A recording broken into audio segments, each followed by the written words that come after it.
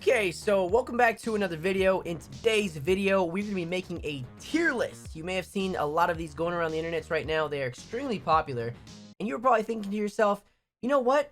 We need one of these for Rainbow Six Siege operators. Okay, you probably weren't thinking that, but I'm completely out of content for the week, so this is what you're getting. So yeah, today we're going to be taking all the operators and ranking them from S tier all the way down to F tier. Keep in mind, I'm making this list on the fly with really no particular guidelines. So you're probably going to have a different opinion, and I just want you to know that you're wrong. All right, let's get into it. Please subscribe. All right, so let's kick things off with Ash, one of the OG operators in the game and probably one of the easiest to just pick up and play because of her gadget and run and gun playstyle. So what are you getting with Ash? You're getting, one, the fastest operator in the game. And don't try to tell me all three speeds are the same speed, because that's like saying all water tastes the same, all right? Just not true. Two, her guns are unreal. Rest in peace her ACOG. Okay, F in the chat for Ash's ACOG. And three, she doesn't have a hitbox. So I don't know what else you can ask for in an operator, okay? Easy S tier. Moving on, let's go to Frost. So another OG operator who I'd say is pretty middle of the pack. Her traps at the lower levels are really strong, but as you move up, people drone more, and for the most part, her traps are pretty easy to see, unless you're blind like me. And then you have her shotgun that used to be crazy strong, but then it got nerfed. Her primary weapon kind of has a slow fire rate, sights are limited, but overall it's a good gun. I'd say she's a solid C. She's not a must-have, but a nice-to-have. Next up, let's go with Glaz. So Glaz is an interesting one because he's had quite a few reworks over Siege's history. I remember in my console days, he was completely useless. Then he got overbuffed, and now he's been taken back. And I think where he sits, it's like a good spot for him. But to have a Glaz that helps the team, he kind of has to know how to use him properly. He has to know how to use the smokes, and he has to know when to push. The problem with having a new Glaz on your team is sometimes they tend to just snipe from the edge of the map, and even when you push OBJ, they kind of just sit outside and don't really help. That in combination with the fact that Siege favors headshots and you only need a couple body shots to down someone, I'd say having a sniper, even though it has higher damage with a reduction in fire rate, is actually a disadvantage compared to a fully automatic rifle with an ACOG. For those reasons, I'm going to say Glaz gets the D. Moving on, let's go with Bandit next. Bandit's an easy one. Defender who can buff your reinforcements before the round starts, has an amazing primary weapon with the MP7, has a nitro cell, and he's a 3-speed. Honestly, he's always beneficial to have on your team and someone you always love to see on your squad, so he joins Ash in S tier. Next on the list, let's go with Thermite. Now, Thermite's spot has definitely changed over Siege's history as well. I think before, when he was the only hard breacher, he was definitely S tier because you needed him. But now that we have Maverick and Habana, which I may as well do right now as well, I think they're above him. So I'm going to put Thermite at B. His rifle's great. He has ACOG. He is a 2-speed. But I think Maverick is ahead of him because at the higher ranks, Maverick is, I would say, slightly more effective. And I think that's because his gadget needs a nerf. It's way too quiet and it's so fast switching from his gadget to his weapon that it's really easy to get kills through the holes that you make with his gadget. And then you have Habana, who is like a Thermite in some sense, but has 3 breach charges instead of 2, like Thermite, is a 3-speed, and in my opinion also has a better primary weapon. Has less bullets in it per magazine, but I still think that trade-off makes her a better operator. So I'm going to put Maverick and Habana at A and Thermite at B. Moving forward, let's go with Castle. Now, Castle. I made a Castle video back in the day, how to set traps with Castle, and that's honestly one of the first videos that kind of took off that you guys really enjoyed. So as much as I have a soft spot in my heart for Castle, overall, not a fan. Not a fan of his ability at all. Honestly, in most cases, I would prefer a door or window to be just wooden barricaded than Castle barricaded. Now, I think I'm saying that mostly because I'm a roamer, and when people Castle barricade, it usually cuts me off from OBJ or makes it a little bit more difficult. But in all honesty, I don't think his ability is that helpful. In some cases, it's actually detrimental because you can't contest through a doorway because you can't shoot through it. But overall, I'm just going to say he's E. Deal with it. Working our way down the list, let's go with Blackbeard. Now, Blackbeard, whoa, what an operator, okay? You get an extra shield, so you can't get headshotted. You have a very strong weapon, okay? You have some really cool skins. And if you play him, you are a sweaty asshole. You can just take an F, okay? He's going at the bottom of the list. Great operator. Nobody wants to play against the Blackbeard. Don't be that guy, okay? Moving on. Next on the list, let's go with Rook. Actually, you know what? Let's go with Rook and Doc. I'm going to start grouping these together because honestly, there is way too many operators. So let's do these guys together. So with Doc, you get a really solid pick, okay? You have an operator who is full armor, who has a really good primary weapon, actually multiple primary weapons with the MP5 and the Pro 90, which I personally love. And you have an ability that's really beneficial to the team. You can res teammates, and you can buff yourself, which is pretty underrated, especially when it comes to things like spawn peeking and stuff like that. And then you have Rook. Now you can see I put Doc at C. I'm actually going to put Rook at B because I think in general, his gadget is more helpful than Doc's. Think about it.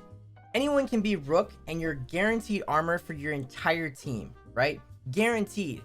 But to have a Doc player benefit the team using their gadget, they have to know how to be in a position to either res their teammates or know when to self-buff. So it's a little bit more situational. Now, if you ask me to recruit someone and I'm choosing between a really good Doc player or a really good Rook player, I'd probably choose the Doc player. But again, I think for the general population and for pubs, Rook is the better operator choice. Next on the list, we're going to go with our shieldies. We're going to go with Blitz, Monty, and Clash. Let's just do them in that order. So first up, we have Blitz. Blitz is a freaking headache, man, to play against. He is fast, okay? He can sprint at you without having to move his shield from in front of him, okay? He can flash you from across the map. And if for some reason you get close enough to knife his shield open, half the time with his shield open, he can still flash you somehow, okay? Ubisoft, fix that. But he can do it. So we're going to put him at C, okay? Now, Monty is a completely different beast from Blitz and not really comparable, but still a strong operator nonetheless, especially when it comes to bomb. Even if you have a relatively new Monty on your team, just them using their ability near someone planting or near the bomb itself makes it that much more difficult for the defenders. Now, Monty's not quite as helpful for secure or hostage, so for those reasons, I'm going to give him the D. Quick disclaimer though, for you Monty mains out there who are like Diamond and only play Monty, I played with you and I played against you and you guys are actually unreal, okay? When you guys play Monty, he's like an S tier. But for the majority of us, I'd say he's D. Last of the shields, we have Clash. Now, Clash man, Clash. This is something that I said before, and you have to know how to play her. But here's the thing with Clash. Even if you know how to play her really well, she's not that strong, in my opinion, okay? You need to be surrounded by a team who's willing to coordinate with you and finish your kills, because by herself, her gadget's not very good. Even if you know how to keep your distance and keep people at bay and slow them down, like, her gun is good, but overall, I think you need to be surrounded by a good team. So for that reason, I'm gonna give her an E. I'm gonna give her an E. Sorry, Clash mains. Following that, let's go with Pulse. Now, I'm a Pulse main, so I'm a little bit biased here, okay? But Unreal Gadget that obviously lets you see through walls. Great for collecting info. Great for pairing with his secondary gadget, a Nitro Cell, deadly combo. Then you have his beast of a primary weapon, the Ump, and the fact that he's a 3-speed, easy S-tier operator, great for any team comp. Next up, let's do the Grom sisters. So we got Ella and Sophia. So trying to ignore the fact that they're sisters, family, literally trying to kill each other, they are interesting operators. So Ella's an interesting one because she's had quite a few buffs and nerfs since her release, but I think her last major change was to her recoil, which made it so that her recoil when she shoots goes literally through the roof, okay? But that being said, she is still a really strong operator. Her gun is still pretty good, but it's her gadget that makes her really strong and easy to play for almost anyone.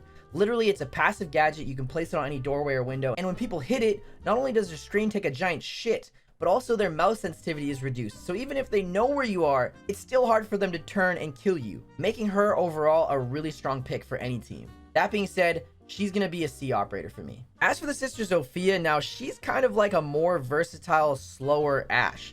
One, because she's literally slower, she's a 2-speed, but she's like Ashe in the sense that her gadget shoots a impact grenade, or she has 2 of them, and they're kind of like Ashe's breach charges, but it can also shoot 2 concussion grenades. So the impacts actually work better than Ashe's breach charges because they're instant. Right when you shoot it, it opens up the wall. And the concussion grenades are great because not only do they disorient people, but they also get immediately triggered if they're shot in the vicinity of an enemy. So you can literally shoot them around a corner, and if they go off, you know the enemy's right there. So they're pretty good at collecting intel as well. For that reason, I'm going to also put Sophia with her sister in the C tier. Next, let's go with our boy Bucky. Now, Bucky, again, I'm a little bit biased because I do love Buck, but I do think he is one of the most versatile operators in this game. Being able to switch from his skeleton key shotgun to either the C8 or the Cam RS is so strong and quick that he's really good in any situation. If you know an enemy's coming up, you can use the skeleton key to kill him, but mainly it's for opening up walls, hatches, floors, and then combining that ability to destroy the environment with his secondary frag grenades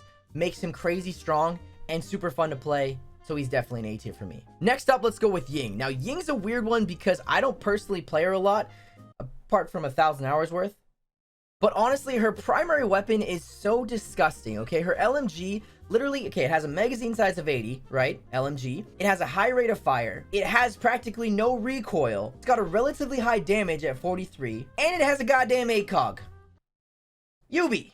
So her primary weapon alone is unreal. And then you combine that with her Candela, which she can literally toss anywhere on the map. She can even toss it off the map and it like blinds everybody. All right, makes her pretty freaking strong. So we're gonna put her at B tier. Next up, let's go with IQ. Oh, IQ. I swear IQ's always getting the short end of the stick, okay? I know they're trying to buff her every season, but honestly, like, look, her guns are good, okay? Her guns, she has a solid loadout, but her gadget is pretty lackluster. Like, she's strong against a pulse, only when he's using his gadget, and she's strong against traps. But that's only if the IQ on your team is willing to go and destroy the traps themselves or communicate where they are with the team. If they're not talking, they're not really helpful. On top of that, if you want to use your lackluster gadget, you have to pull out your pistol to do so. Like, really? So with all that being said, I'm gonna put her at D because her saving grace is at least she has frag grenades.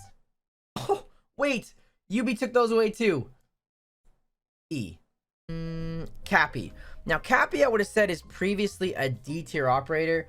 Decent loadout, 3 speed, fun to play, kind of to have on your team. However, with the recent buff to his fire arrow, I think he bumps up to a C tier. Because with the AoE increase on that thing, even with the damage reduction, you can literally shoot it anywhere in OBJ, and it causes this huge area of where the defenders can't go. Combining that with his smoke arrows, which are pretty much helpful for any OBJ, I'd say he's a solid C tier operator. Whew. Okay, we got quite a few left. Let's go with our trap boys here, Kapkan and Legion. So personally, I don't play a lot of trap operators because honestly, I don't like playing against them, so I don't really play them myself. Only because I'm a fan of running and gunning, and I know that's not what Siege is about, so I understand. But with that being said, both of these operators are extremely strong picks.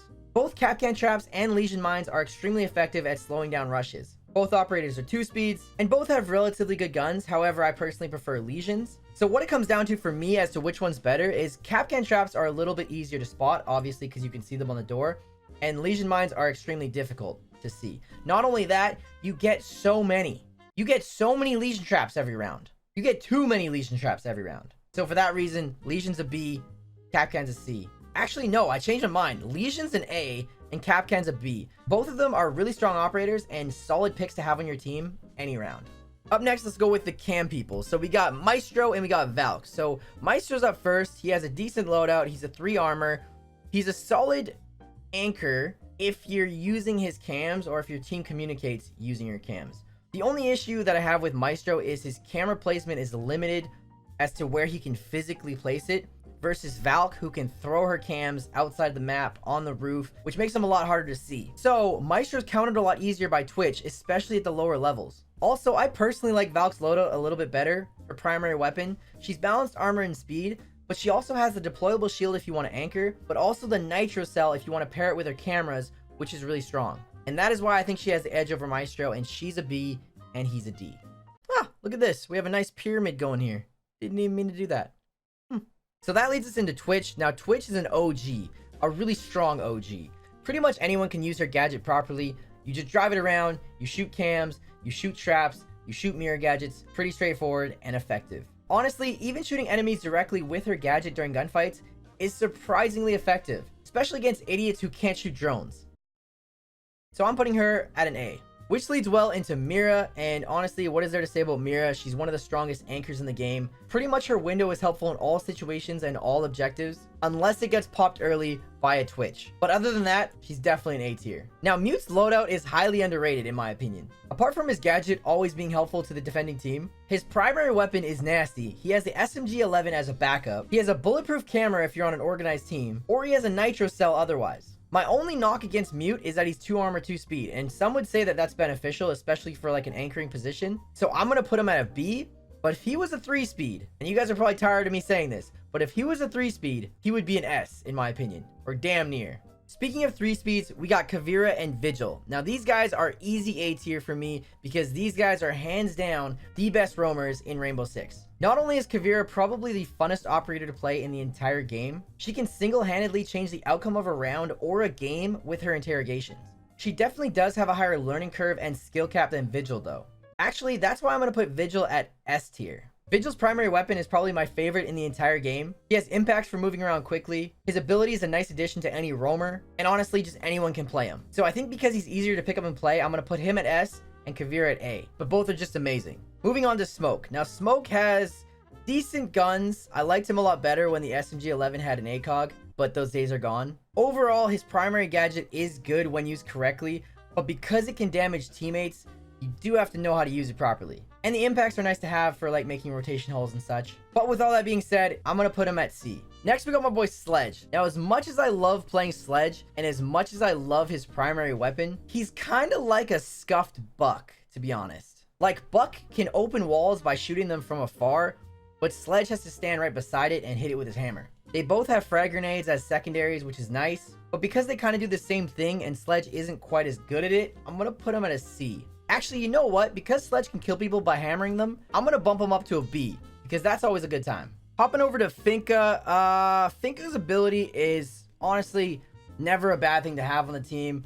She can res people from far away. She can give them a buff at any moment. Her primary weapons are amazing. The only knock, I guess, is that she lost her frag grenades, but honestly, that was a bit overkill. So I would say she's still a B operator and still a good pick for anyone. Let's go with Alibi. So Alibi is kind of a meme operator, to be honest. Her gadget's really fun to use and it's really cool, but for the most part, at the higher ranks, people drone more and communicate more, so it's less likely that people shoot her holograms. Nothing about her loadout really makes her stand out, so she can get the D. However, some people do some crazy stuff with her gadget. Like you Alibi mains out there that are high ranks, when you put the gadget through walls that people pre-fire, you guys are nasty. Those Alibis are like A tier. But for the rest of us, we're D. Oh, Jackal. Okay, so Jackal is hands down the best counter to roamers in Rainbow Six Siege. Not only is he extremely effective, but he's really easy to use. Combine that with his wide array of nasty primary weapons, and he is an easy A tier. As much as it pains me to say it as a lifelong roamer, he is a top pick for any attacking team. How did I leave out our Australian friends, the newest operators in the game? We got Thicklock and we got Mozzie. Now, both of these guys, in my opinion, I think are C tier operators. Because Gridlock's loadout is pretty good. Her ability is pretty good, and she counters roamers pretty well. So overall, I just think she's a mid-tier operator. Mozzie, however, actually has an amazing loadout. I really love his guns. But his gadget is just...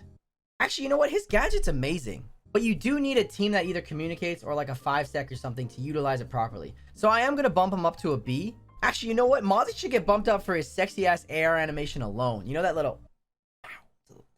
He tossed it to the other hand. You know, let's keep it going. Oh my god, we still have Jaeger. Okay, OG operator, amazing loadout, and his gadget, the ADS, is always lovely to have in OBJ as a defending team. So he is an easy A tier, must pick. Now, he would be an S tier if he still had his ACOG, but obviously, that would be overpowered. But I mean, if UB wanted to bring it back, I mean, they could. I mean, if you want to. You know, but that would be overpowered. But I mean, if you want to, UB, I mean, you can bring it back. Bro, what the hell? When did IQ creep up to C tier? Huh? She was supposed to be E tier. When the hell did that happen? That is spooky. All right. She's still E. She's still E tier. All right. So Nomad. So Nomad is kind of like a Gridlock, but actually she's a better Gridlock. So Gridlock's ability is mainly for stopping roaming. But so is Nomad's. However, hers is a little bit more versatile. You can shoot it into room and things like that. It's quieter. It's not as loud as Gridlock's. It's harder to see. And most Nomads place it in a spot where you can't destroy it without hitting it. So in general, her gadget's stronger, in my opinion. I like her weapons. I'm going to put her at B. So we still have Thatcher. So Thatcher has really good guns. And overall, his ability is great at countering really any defense. You can help out your hard breachers by knocking out electricity. You can disable cams or traps, or even enemy sights. Honestly, there's never a bad time to pick Thatcher, and he's always helpful for the team. Oh, Fuse. My man. This guy's so underrated, man. Okay? His guns are His guns are all right, okay? His gadget is, wow. His gadget is something else. I mean, man, this guy just doesn't get enough love, okay? He is definitely an E-tier operator.